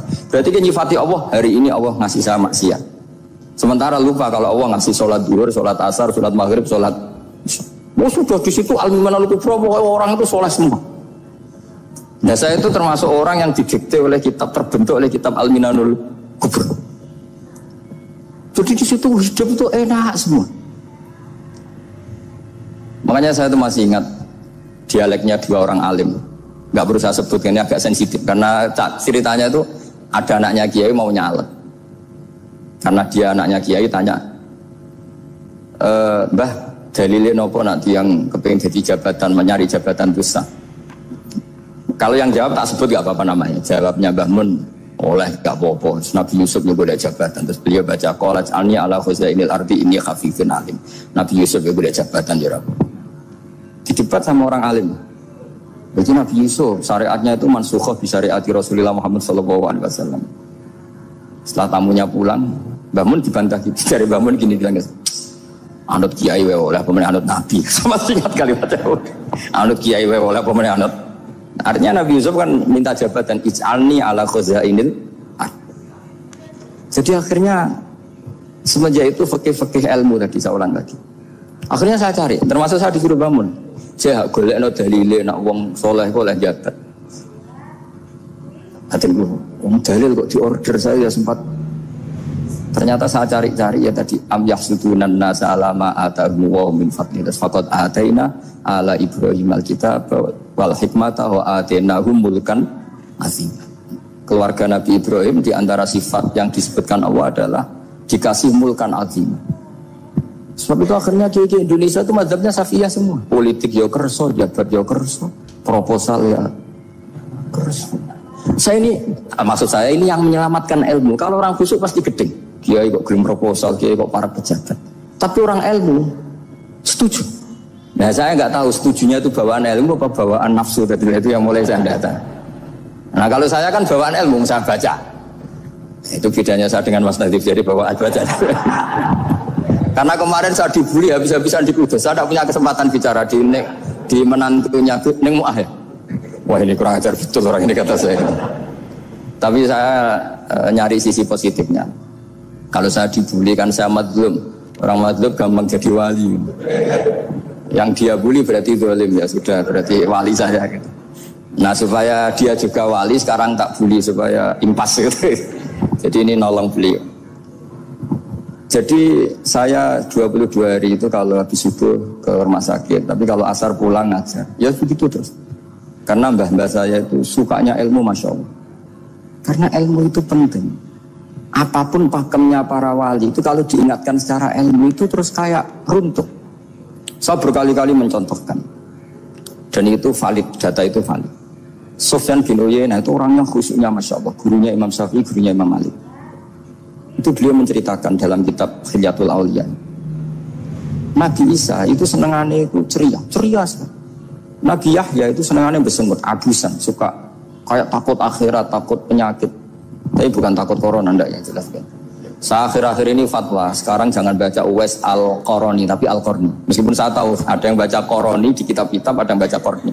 Tapi sekarang wajib dibaca Al-Qarni sementara. Sekali dibaca Al-Qarani itu nisbatun ila. Iya, jadi makanya ini untuk sementara dibaca, ngikuti yang baca Uwais Al-Qarni. Meskipun di sarah-sarah apa bifathir ra wakila bi sukun sudahlah sekarang harus ijma dulu Al-Qarni ya karena kalau Al-Qarani itu akhirnya Nabi Isa ditegur sama Nabi Yahya mali aroka dohikan ka'annaka ta'manu min makrillah. Saya melihat kamu kok suka tertawa seakan-akan kamu merasa aman tidak kena azabnya Allah. Nabi Isa akhirnya balas tanya mali aroka abisan ka'annaka tai'asu min rahmatillah taknatu min rahmatillah. Kowe mbesengut wae koyo dunia orang rahmat anane corona tok. Padahal yo ono mangan, ono guyon, ono nikmat. Dan itu figur besar akhirnya kita tahu. Dan saya sering cerita juga setiap dakwah itu Nabi Isa nyari syirarun nas, Nabi Yahya cari khiyarun nas. Tentu alasan Nabi Yahya gampang, berteman orang baik itu baik lah, nyaman, terus akibatnya juga baik. Nabi Yahya enggak. Limada tanzilu ala syirarin nas. Kenapa kamu singgahnya ke orang-orang yang buruk? Ana tabibun udawil mardo. Saya ini dokter, tentu menyembuhkan yang sakit. Akhirnya terus di Indonesia banyak kiai yang kancanan orang fasik ya banyak. Tapi ya tentu yang benar itu yang mensolehkan yang fasik.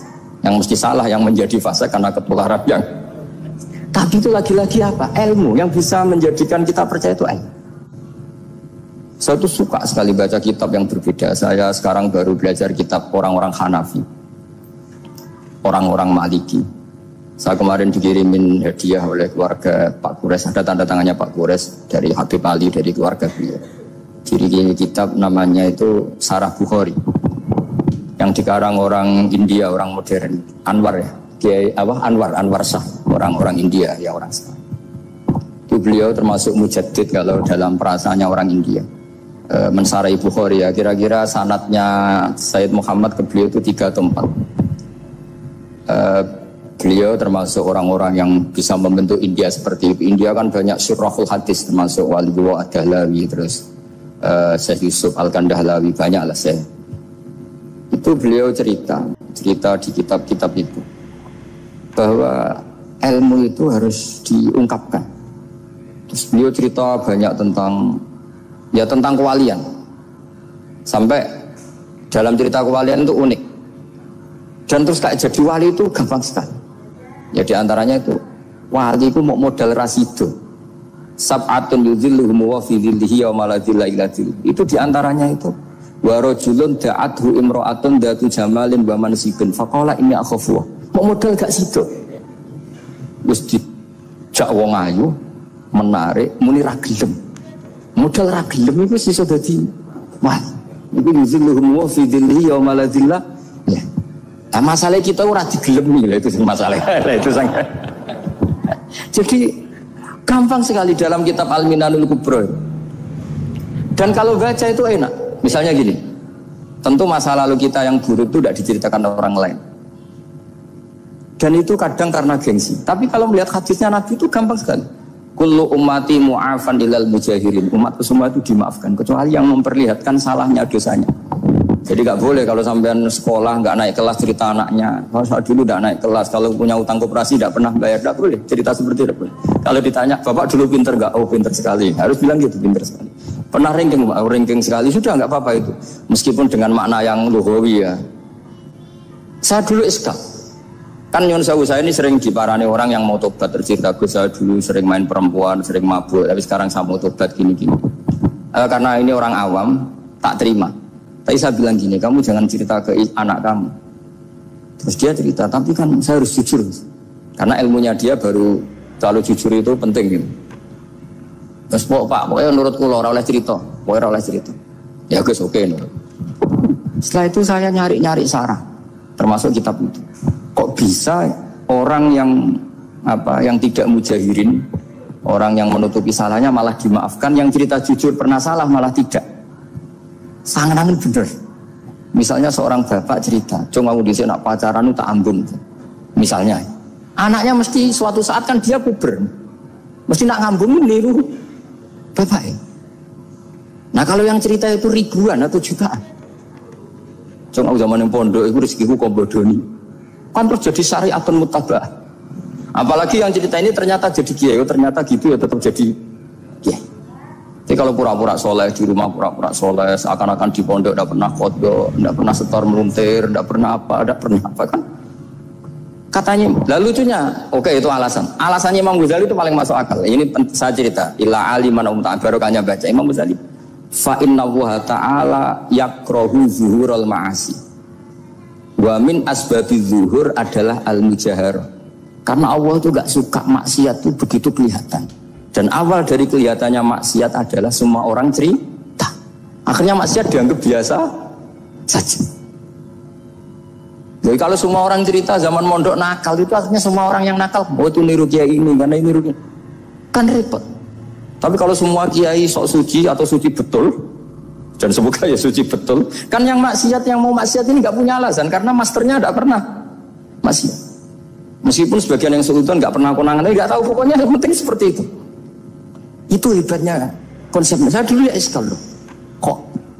Ya tadi kullu ummati mu'afan illal mujahirin. Saya dulu iskal kan. Tapi setelah baca Ihya kata Imam Ghazali, karena Allah itu enggak suka zuhurul ma'asi. Allah enggak suka kalau maksiat terlalu muncul. Dan termasuk sebabnya muncul adalah setiap orang jujur menceritakan masa lalunya. Sebab itu kita sebagai orang Islam yang entahlah istilahnya apa, kalau istilahnya Mas Najib Islam Nusantara atau moderat macam-macam lah. Saya termasuk orang yang sebetulnya ingin gak setuju, bukan karena menentang. Nanti ngapalkan firqahnya kebanyakan, 72 aja ngapalkan banyak ditambahi Islam Nusantara, Islam moderat, Islam garis apa lagi itu? Oh garis lurus. Ada yang lagi lucu. Ya macam. Tapi setelah saya ulang lagi, setelah baca banyak, itu akhirnya menjadi tahu. Karena apa ya, fitrah salimah kita. Misalnya gini, ada cerita di kitab-kitab. Nabi Musa pernah istisqa nggak mandi. kan nggak terima dia seorang nabi kok istisqa tidak mandi. Saya ini kali muka ya Allah, kenapa doa saya tidak mandi? Terus kata Nabi, kata Allah, inna fihim namaman, di antara yang berdoa sama kamu yang istighosa kubro itu ada yang namaman, tukang ngadu itu. Nabi Musa ngajarin Tuhan, ya Allah kan gampang, kasih tahu dia siapa tak usir supaya tidak ikut istighosa, ini selesai. Terus dari pengiran lucu, saya ini Tuhan, anha anin namimah, saya ini Tuhan yang mengharamkan namimah, maka saya tidak akan nama. Anha anin namimah wa akunu namaman, saya ini mengharamkan hadu-hadu kok terus di dono sing kan ya sudah Gusti kalau gitu. Lalu solusinya gimana ini? Nanti solusinya gimana Tuhan? Ya sudah kamu nyari hamba saya yang namanya ini. Cari sama Nabi Musa. Ketemu orang namanya hitam. Makanya saya sama Mas Nadim itu sungkan karena di antara wali itu ada yang hitam. Oh hitam terus nggak apa-apa ini biar impas, biar saya sampean bisa jadi wali karena madlum kan. Itu ketemu. Setelah ketemu sama-sama nur. Anta barah, ya saya barah. Terus anta Musa, ya saya Musa. Kenapa kamu tahu? Dikasih tahu Allah. Ini karena sama satu nabi, satu wali. Terus saya ini mau istisqa gak mandi, tapi sama Allah disuruh minta doa sama kamu. Itu doanya tuh ngawur sekali, bukan sekedar ngawur sekali. Ya Allah, apa engkau sudah tidak punya stok air sehingga tidak ada hujan? Apa angin-angin sudah tidak nurut sama jenengan sehingga tidak bisa menghalau awan untuk menurunkan hujan? Faka ada Musa ajab kisah itu di semua kitab. Musa hampir saja jotos, dianggap doa yang enggak sopan. Tapi kata Allah, la tadribhu ya Musa fa innahu adhakani fil yaumi salasa marrat. Dia bisa bikin senyum saya sampai 3 kali. Lu soal mereka maksiatuhum la tadurruka. Maksiat mereka itu tidak ngefek ke engkau kok jenengan pertimbangkan. Maksiatuhum la tadurruka. Akhirnya langsung hujan. Jadi kadang doa itu ada yang ngawur. Maksiatuhum, makanya saya itu kadang berani berdoa Indonesia aman. Secara fikih ya kadang kok nak gak ono apa-apa sing maksiat meneh. Kadang yo mikir. Yo nak sing taat meneh, tapi kok nak ono apa-apa sing maksiat yo maksiat meneh. Saya pernah ketika Jogja sering gempa itu pernah mau berdoa. Ya Allah semoga bebas dari gempa, tapi terus saya mikir. Memang kalau nggak ada gempa ya yang sholat aman, tapi yang maksiat juga daripada menggurui Allah sudahlah, tidak berani berdoa sudah Gusti ini dunia ini jangan pun terserah jenengan. Tapi saya sebagai orang muslim sing apian kan ya kepengin arham linnas. Boleh dalil lu kangelan, tapi gara-gara baca kibarah tadi maksiatuhum la tadurruka. Maksiat mereka itu tidak bahaya bagi kita. Pun Gusti ra usah kakean pertimbangan pun udan mawon. Udan langsung. Lagi-lagi karena baca. Termasuk di Al-Minanul Kubra itu ada cerita tentang Nabi Isa. Cerita itu tidak hoax, ini kata Imam Sa'roni. Ada orang itu perajin sepatu, perajin sandal. Ya Allah, engkau itu bilang butuh sandal ukuran berapa, nanti tak bikinkan. Engkau bilang kendaraan kamu apa, nanti saya fasilitasi ada ini. Pakaiannya kalau dames. Apa, pokoknya saya ingin khidmat sama jenengan. Terus Nabi Isa yang terkenal baik itu ya faham mabibat sih hampir saja dibukut.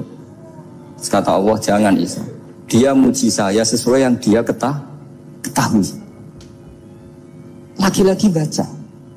Jadi tidak bisa kita mengadili orang lain ini kalimat ini tasbih wa bil khalqi, tidak bisa, tidak segampang itu. Kecuali yang ngomong orang-orang Mu'tazilah atau orang-orang Khawarij mungkin kita lawan karena berdasar ilmu. Kena wong lugu rusak. Karena orang lugu itu gimana ya? Seperti Ahmad ditanya, kamu mukminah? Terus dites sama Nabi, aina Allah fa asyarat ila sama, Allah di langit. Coba kalau kamu tauhidkan Allah la yakhullu fi makanin, berarti kan masalah itu karena Allah laisa kamislihi. Saya juga pernah diprotes kiai, kenapa ada istilah senyum, istilah susah, padahal Allah nggak pernah susah. Tak tanya gitu, saya kan sering bilang Allah susah, Allah apa, Gus kok gitu, padahal Allah kan tidak pernah. Tak bertanya, kamu hafal Quran? Tidak. Ya sudah, baca aja ayat falamma asafun taqamna minhu. Itu doire asafa itu kan asifa ya safu asafan. Diikutkan wazan afala berarti asafa yusifu. Berarti kayak dengan ata lah. Ya ata yati ityanan, kalau ingin wazan afala kan ata yuti ita, sama dengan Falamma asafu mongko sumangsani gawe susah sapa Firaun wa kaumu. Nah ingsun. Firaun mari ribet, mari aku susah. Aku pengiran ciri tandingi. Intakom minhum kata aku. Akhirnya dia itu bilang, jebule ning Quran yo istilah Allah susah. Ya sembol aku aku hafal Quran dadi spontan bahasaku mbok salah mbok ora iku ana kembarane Quran. Sampeyan masih khusyuk ora hafal Quran akhirnya yo ngene iki kata saya. Akhirnya jebule ilmu itu penting, wis suwe nah ilmu itu penting kata saya. Jadi ini lagi-lagi illa aliman au mutal. Jadi saya tuh dapat barokahnya ilmu. Saya sebagai manusia ya takut mati. Tapi tadi kalau kadang-kadang melihat mati itu rohah min kulli syarrin. Kita ini meskipun nyun sewu sekarang tidak zina, tidak korupsi, potensi itu tetap ada. Dan yang bisa mengakhiri potensi itu apa coba? Al-maut. Sehingga Nabi mengajarkan kita itu gampang sekali dalam beragama. Ij'alil hayata ziyadatan li fi kulli khairin wal mauta rohatan li min kulli syarrin. Lagi-lagi ilmu yang menyelamatkan kita itu ilmu.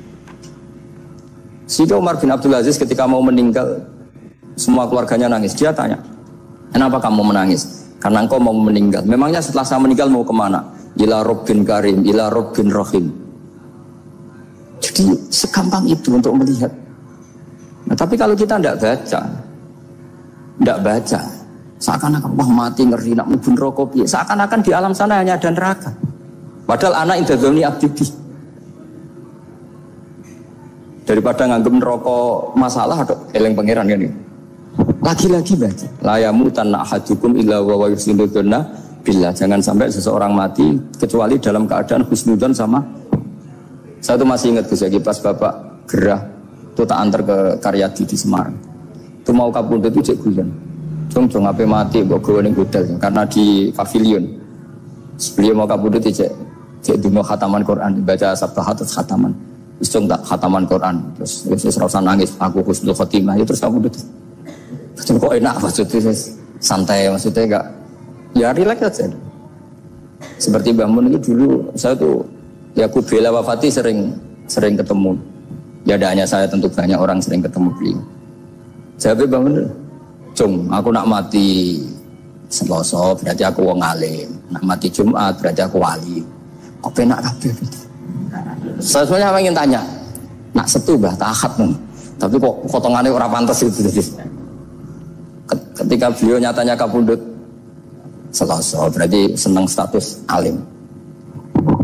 Artinya orang-orang dulu itu, Imam Ghazali lebih parah lagi. Ya saya yakin ya semua orang Islam mati itu baik. Imam Ghazali lebih parah lagi. Itu beliau kapundhut, itu orang yang perjalanannya 3 hari itu sudah datang semua. Sore beliau beli kafan. Terus beliau bilang ke adiknya, saya nanti kalau mati yang imami orang ini. Jangan makamkan saya sebelum diimami orang ini. Dulu udah ada WA-nya Mas Najib, udah ada grupnya. Itu ketika beliau sudah beli kafan habis sholat subuh, alayya bil kafni, kafan saya bawa sini. Dikasihkan sama adiknya. Ya Allah, ar-ridho bil intiqal ilal malakil. Jadi saya sudah ridho kalau ketemu engkau. Terus kapundhut. Adiknya bingung karena orang yang ditunjuk itu harus 3 hari perjalanan. Ternyata datang semua terus. Kok kenapa engkau datang? Ghazali wis tondo aku ini 3 dina yang lalu. Jadi aku langsung perjalanan. Pamit saja. Lalu kubu sebelah ini cerita Mas Nadi yang tukang tukaran sama kubu sebelah Mas Nadi. Kalau saya ini orang baik gak suka tukaran berarti masih orang baik. Yang aku orang baik itu penting cara kitab Al-Minanul Kubra, karena kalau ngaku orang elek berarti kenangannya Allah sama kamu itu bikin elek, tidak bikin baik. Itu cara pikiran Imam Sa'roni dalam Al-Minanul Kubra. Kamu kan boleh mengatakan saya habis makan, habis minum, artinya apa? Kamu habis dapat nikmat.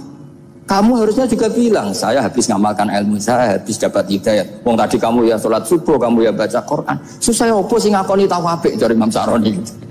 Senengane kok kalau mau bermaksiat berdelok wong wedok. Memangnya Allah mau amalah mbek kowe mau elek tok atau mau amalah apik? Ini rada provokator, tapi ini cerita ilmu, Makanya saya kenapa tetap hormat Mas Adib, karena provokator meskipun itu asli, ya karena baca. Kalau ini asli memang suka sombong memang asli. Tapi apapun itu kan tahu yang Mesir. Jangan-jangan bacanya itu. Saya baca kitabnya, dia ke makomnya Imam Sa'roni kan orang pernah ziarah. Makanya potensinya seperti itu. Jadi saya terus dulu saya itu nih Gus lagi, bapak gue Islam, bapak itu seneng kancanan wong mlete timbang wong sopan. Saya dulu ya Islam, bapak itu kancanan wong mlete itu. Suatu saat bapak wafat, si pendereknya bapak yang mlete ini tak kancani, marah tuh orang, marah, itu, tangan bener wong mlete. Jadi kalau tak tanya, mau sarapan bah, wongnya sepuh, oh wes iso kudu sarapan wajib, wes rokok, oh wes. Ternyata dia lebih gampang ngitung nikmat. Kok gak kerja kan? Aku nang masjid di 10.000, kon ngino wong kerja ora usah di 10.000 wis raja iso mangan iso ngombe. Lha opo ngamulo wong liya? Kan kok bener sesuai. Sementara sing sopan kurang ajar. Mbah mun mangan. Terus ngenteni kerja angel kabeh mboten panen men ngenes. Kaya Allah ora tau man. Aku akhirnya paham. Oh mungkin karena ini Bapak. Jadi akhirnya sesuai wae ora pati. Kancanan wong sopan-sopan. Akhirnya kancanan Mas Nadif kan gitu ceritanya. Ternyata orang sopan ya kacau juga mau eling sisi panen akeh tak tahu, bah panen kada. Mboten Gus namung niki. Pokoke meluh terus. Jadi makanya ini kan apa-apa kalau berlebihan itu repot. Seperti saya pernah ditanya, kalau orang Jawa Timur itu hormatnya sama kiai, kalau sama orang biasa itu kurang hormat. Kalau orang Solo itu sopan-sopan, tapi ya sama-sama ada masalah. Kalau ada kultur semuanya sopan, nanti ya hum yukrimuna aliman wa fasikon wa solihan wa tolihan. Soleh, sopan yang berlebihan akhirnya sampai pernah ada seorang kiai latihan. Ini kisah nyata. Itu teman saya. Ketemu orang Solo dihormati. Sempat GR, barokahnya ilmu saya dihormati orang. Bareng sama orang fasik, orang macam-macam ya dihormati yang sama. Sebelum berdoa ya. Artinya gini, kalau akhlak itu benar-benar kelebihan, tapi kalau berlebihan la farqa bainal alim wal jahil wal fasik was soleh wat toleh, karena semuanya dihormati. Tapi kalau misalnya ada Jawa Timur yang membeda-bedakan manusia, kadang kita ini juga beratnya semua itu ibadullah, semua iyalullah, semua. Jadi terus kita ini mikir yang benar yang mana setelah mengkaji ilmu, lagi-lagi setelah mengkaji. Nah makanya saya ingin sekali ilmu ini harus dikembangkan terus. Karena saya kenalnya Mbah Dola, Mbah Sahal, semua masih ini min haitsul ilm. Karena ilmu ini yang cukup. Islam itu gak bisa dikawal dengan khusyuk, gak cukup. Yang bisa mengawal Islam itu hanya. Sebab itu fa'alam annahu la ilaha. Makanya orang Khawarij itu kata Rasulullah syarrul khaliq. Kenapa orang Khawarij dibenci Nabi? Karena suka khusyuk, suka ibadah tapi tidak suka ilmu. Mereka menyalahkan Ali karena Nabi salam alaika ya Rasul salam alaika ya